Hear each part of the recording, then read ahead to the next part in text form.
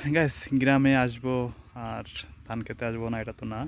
গ্রামে আসলে বিকালটা আসলে আমাদের ধান খেতে আসতে ভালো লাগে, বা মাঠে যারা গ্রামে বাসা তারাই বুঝবেন যে গ্রামের মাঠটা বিকালে অনেক সুন্দর। তো আমরা একটু শহরে যাচ্ছিলাম, তার আগে ভাবলাম যে আমাদের ধান ক্ষেতটা দেখে যাই।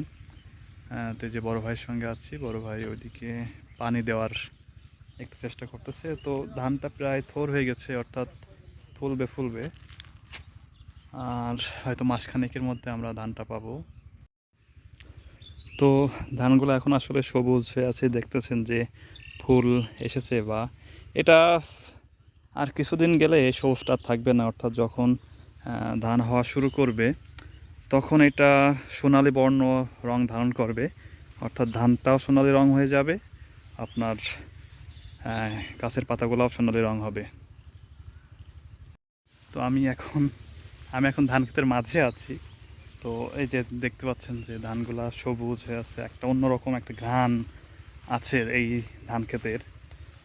তো আসলে বিকালবেলাটা সন্ধ্যার আগ মুহূর্তে মাঠে আসতে ভালো লাগে আমাদের, কারণ আমরা যেহেতু গ্রামের ছেলে, আর ধান ক্ষেত মাঠ বেরাবো এটাই হচ্ছে কথা। আর এই যে দেখছেন যে আগেই একটা জিনিস দেখায় আমি, যে ইন্দুর ইন্দুর লেগে গেছে, অর্থাৎ এইখানে একটু দেখানোর চেষ্টা করি। এটা হচ্ছে ইন্দুরের মাটি, ইন্দুরে খেয়ে ফেলতেছে, অর্থাৎ এই যে ইন্দুরের গর্ত আছে এখানে ইঁদুর আছে। এই ইঁদুরে একটা সময় যে যখন ধানগুলা পাকার মতো হবে বা পাকবে, তখন এই ইন্দুর এখানে ধান কেটে কেটে গর্তে নিয়ে যাবে এবং তারা সংরক্ষণ করে রাখবে। এইগুলো তারা আর কি পরে খাবে। তো যাদের গ্রামে বাসা তারা অবশ্যই জানাবেন। আর আমাদের এদিকে আসলে ধান, পাট, গম সব কিছুই ইনশাল্লাহ আমাদের এখানে ভালো চাষ হয়। তো এটা হচ্ছে আমাদের পুকুর, একসময় আমরা মাছ চাষ করতাম।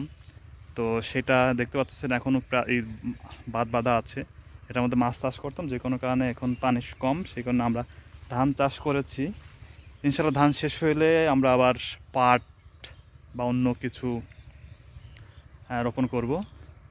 তো আসলে গ্রামের মানুষ আমরা যারা আছে, আমাদের আসলে ধান বলেন, গম বলেন, পেঁয়াজ বলেন, এগুলো আসলে কোনো কিছুই কেনা লাগে না। ম্যাক্সিমাম পরিবারেরই আপনার এগুলা নিজেই চাষ করা হয়, বা নিজের ফসলেই চাষ করা হয়। তো ধন্যবাদ আমাদের সঙ্গে থাকার জন্য। আর এই হচ্ছে আমাদের শেষ কথা। তো আমাদের পরবর্তী ভিডিওগুলো দেখতে হলে অবশ্যই আমাদের সঙ্গে থাকবেন। ধন্যবাদ।